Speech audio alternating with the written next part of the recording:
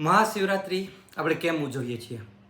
તો એની બહુ બધી માન્યતા છે કે શંકર ભગવાન અને પાર્વતીના લગ્ન થયેલા, સમુદ્ર મંથનમાંથી ઝેર નીકળ્યું ત્યારે શંકર ભગવાને ઝેર પીધેલું એટલા માટે. પણ સાચેમાં એવું કહેવાય છે કે મહાશિવરાત્રિના દિવસે એક શક્તિ એટલે કે શંકર ભગવાન નીચે ઉતરે છે તમારી શક્તિ સાથે જોડાવા માટે. પુરાણોમાં એને સ્ટોરીને માધ્યમથી સમજાવવામાં આવ્યું છે કે શંકર ભગવાન એની બારાત લઈને આવે છે. એની બારાતમાં કોણ હોય છે? ભૂત ને બધા, જેનાથી ડરી જવાય એવું. ને તો પાર્વતી માના જે સગાવાલા હોય એના મમ્મી પપ્પા બધા ડરી જાય છે. પણ કોણ નથી ડરતું?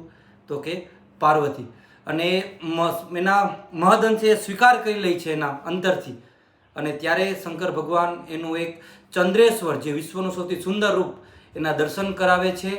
અને ત્યારે શિવ અને પાર્વતીનું મિલન થાય છે. આ એક સ્ટોરી છે.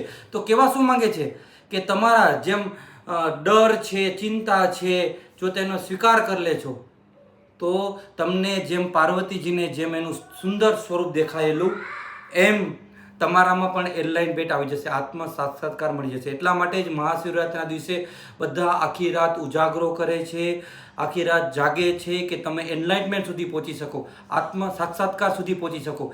એટલા માટે મહાશિવરાત્રિ ઉજવવામાં આવે છે. ધન્યવાદ.